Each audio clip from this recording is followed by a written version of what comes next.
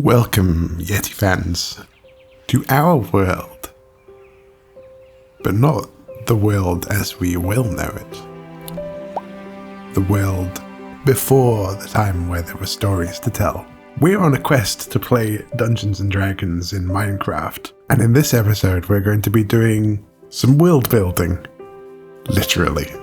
And we're going to be leaving certain things to chance, starting with the world itself. This is a completely random seed, and I have no idea what's here. This world will come to be known as Arcade, and that's partly because Arcadia is one of the planes of existence in D&D.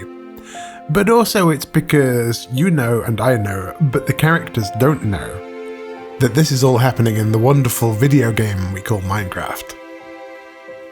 And while we'll be doing the typical Minecraft things, surviving, exploring, gathering, building, anything we do here, any happy accident can be fuel for our story. Nothing will be wasted. And as much as I would like to strike out into the unknown and see exactly what this world has, look, there's a ruined portal. First things first, we need to get geared up. And that means, sorry tree, your role in this story is to be sacrificed. You are going to become a crafting table. This chicken has been following me around. So I say we adopt it as a series pet. So you are now Egbert. Ooh, check this out. There's a witch. And there's a witch because here's a swamp. And in the swamp, we have a witch hut. Well, aside from being useful in Minecraft, I think we can give this cursed swamp a name. This is the Hexfen. And a short while later, look, armor. We've also cleared ourselves out this very temporary area. The ruined portal has become a slightly less ruined portal. We have ourselves an enchanting setup, some farms, and Egbert the chicken even has a lead that the wandering trader dropped. So if this were a normal Minecraft world, I'd probably be building farms to get resources to build pretty things, but there is one thing in this world that's more important than that, and that's lore. And for there to be lore, we need some characters, some NPCs, if you like. They're not the main character, don't tell them. That's a secret between you and me. So I'm going to go look for an ordinary Minecraft village that becomes a little less ordinary the day a storyteller comes to town. And so I found this little sleepy hamlet on the coast. And let's have a look around to see what's what. There's a tradition about stories in Dungeons and Dragons, and it's a classic for a reason. They start in a tavern. Well, and I'm looking around. I don't see one here. But that is okay. We're world builders, we can make our own. And I think just on the top of this hill here will be just about perfect. We need more than hopes and wishes for us to make it through the night. Stormy weather, weary eyes, hope to make it through the night. Before this night is over, I will guide you home. All this time you thought we'd never pay the price.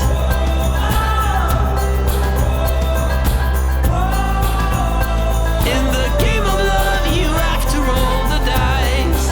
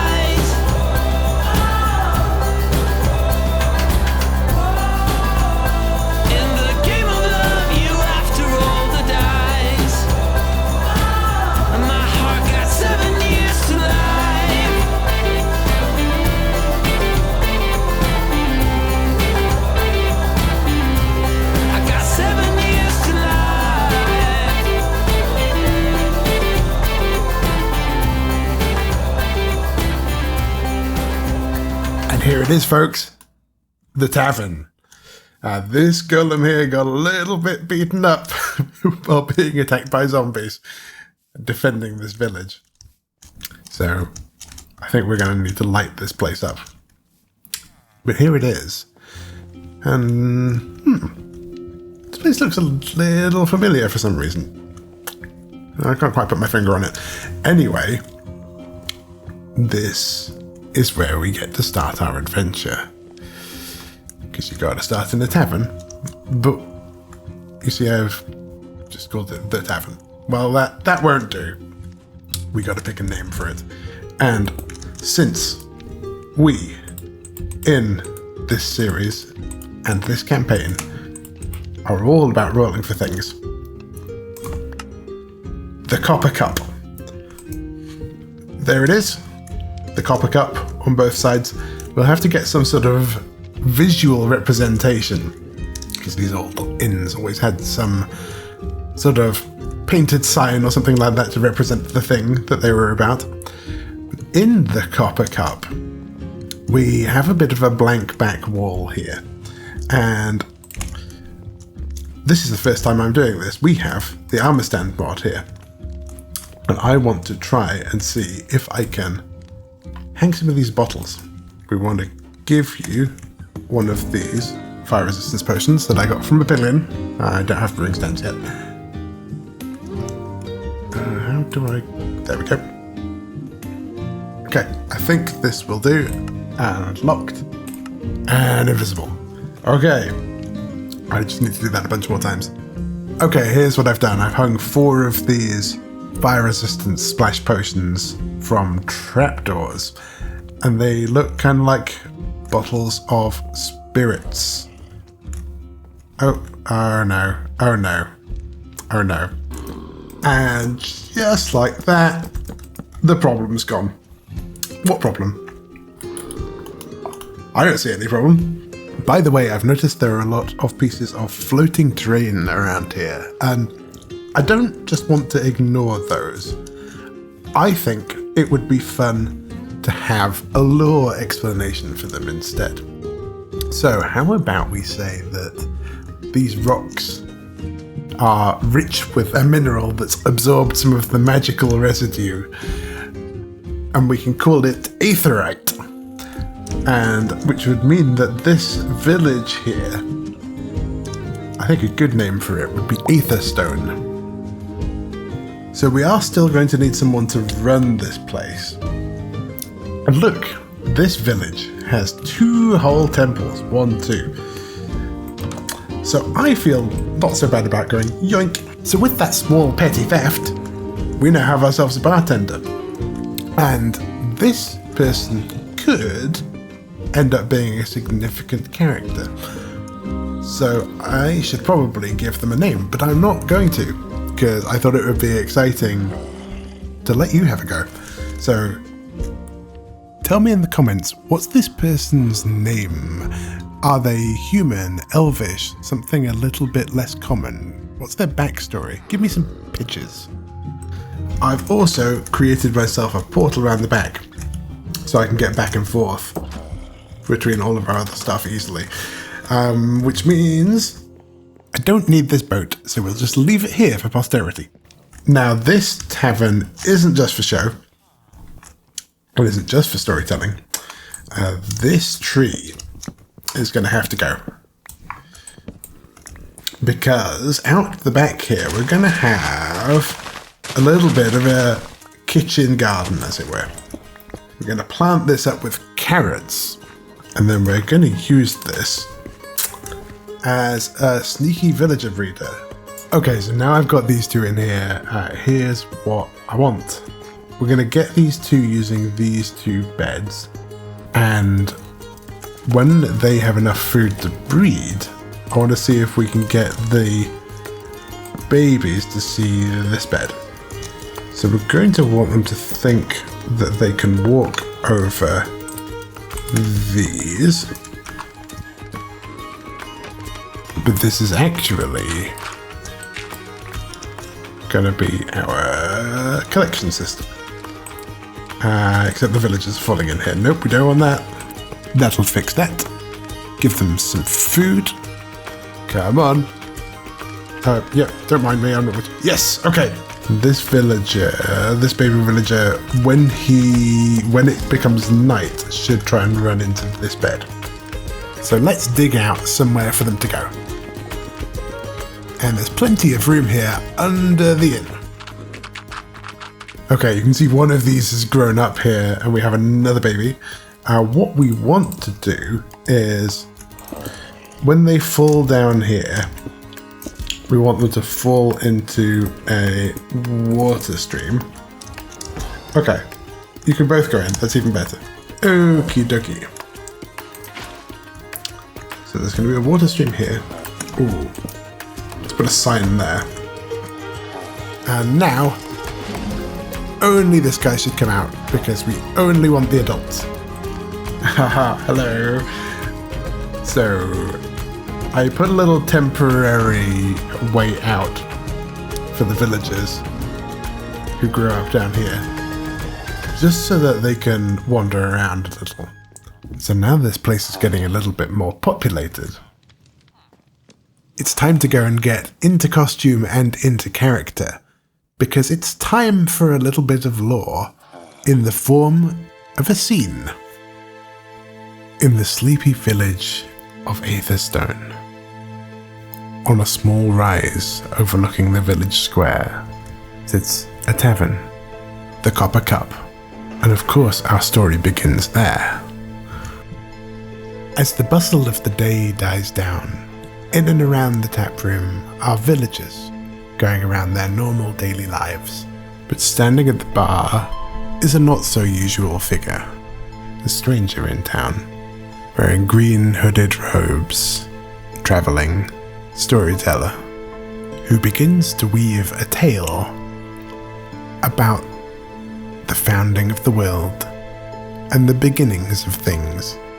Well now, in the beginning was the void, under a blank and nameless sky. A void that remained for, well, longer than time has any meaning nowadays. But it remained that way until the Forge Keepers came. Nobody knows where they came from or why. But the Forge Keepers could see the most invisible detail. And they saw that even the void itself contained both creation and destruction. And so they tipped the balance of the void, and from it they created the first flame, the seed of fire. And from it they built the World Forge. No ordinary forge, but one where the first firing was hot enough to create the impossible. A bedrock, fixed in the void, but strong enough to hold up the world. And on that foundation they created everything. And every rock, river and tree contained a spark of their joy of creation. But as they looked on what they'd wrought, a melancholy came over them, because they realised that a world without witnesses is an unfinished world. And so stricken were they with love for what they'd made that, in their final forging, they broke themselves apart and put the smallest piece of themselves into living beings. They left us with their joy of creation, but also a warning, for the void still remains. And it is hungry. It longs to reclaim what was once part of it. They knew the very strands of creation from which they forged the world also contained the seeds of its destruction. Every act of making is also an act of breaking. Those who dedicate themselves to this truth remind you that destruction is ever patient, ever waiting for us to forget. Above all else, the Forge Keepers created us to see and tell people what we saw, to keep the light of the first flame burning, to create and tell our stories. It's only that can keep the void at bay. The storyteller drains his drink and presses a bright silver coin to the bar. Now this isn't money for spending. This is a token for keeping. This is the token of the Order of the Nymph. All I ask you is, well, if ever some adventurers were to cross your path with this token, I'd hear them out. Maybe offer them aid. There's a storm coming. And with that, the stranger walks out into the night. His duty done. Or so he hopes.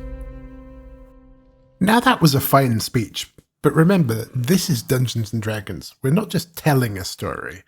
This is a game of chance where we make bets with our story. So it would be a little bit boring if I just waved my hand and said, that worked. And to find out if it worked, we need to go here. As a reminder, this is our creative testing world where we are building this, our redstone dice roller. And while this isn't built on survival yet, it doesn't mean that we can't use it for our story. But I do want to show you a quick update that I've made for this, which is this thing here. And this is a filter which allows us to throw in these dice items, and it's going to roll the correct number of dice for us. So what I'm going to do here as an example is I'm going to roll the correct damage for the spell Burning Hands, which is 3 6-sided dice, or as we call it, 3d6. So you can see those being rolled, and I'm going to send round this cart here to pick up the result. Now you can see that it goes all the way around here, and you can see this cart takes a little bit of time, and that is something that we are going to want to improve. So in a future episode, we're going to look at ways that you can send items around a redstone contraption instantly. So no more minecarts, just instantly arrives, which is kind of what all of this stuff back here is. I've been watching a lot of Psycraft videos.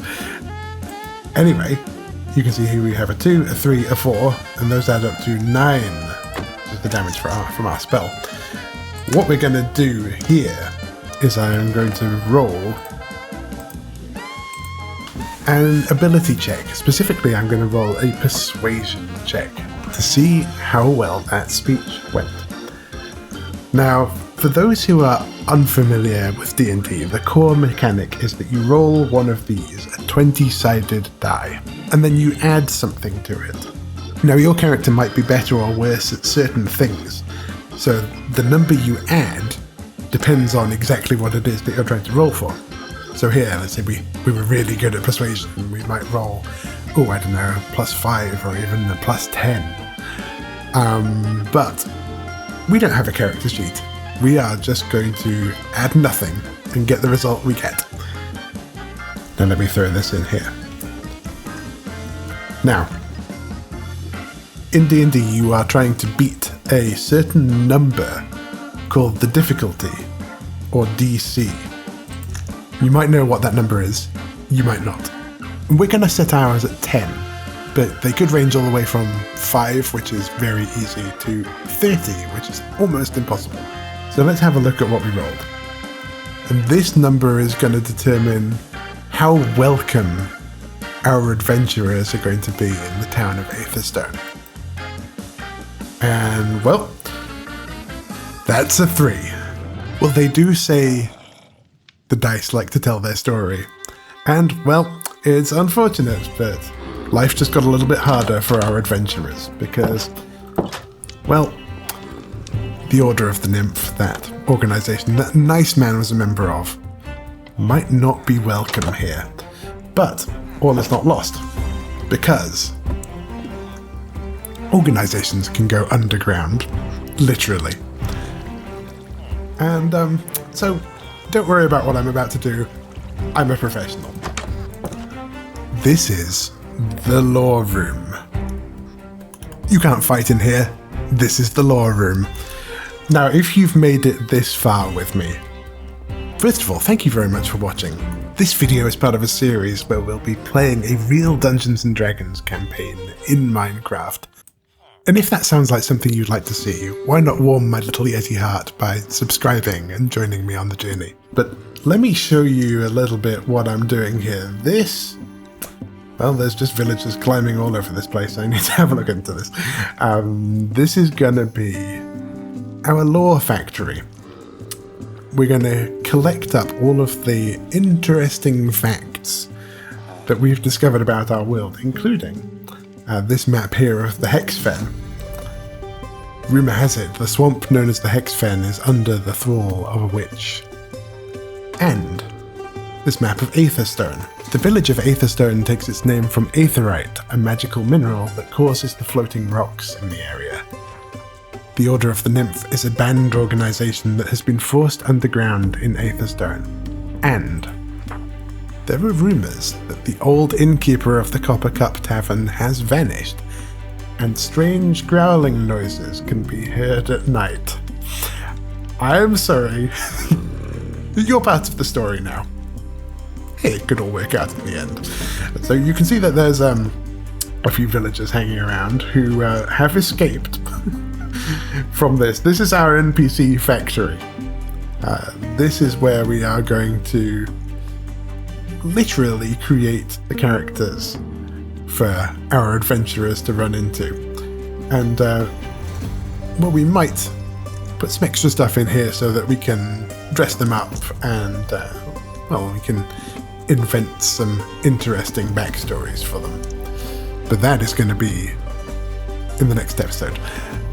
Thank you very much for watching. I'm Mojo Beast, and I've been your Minecraft Dungeon Master. Keep rolling those dice.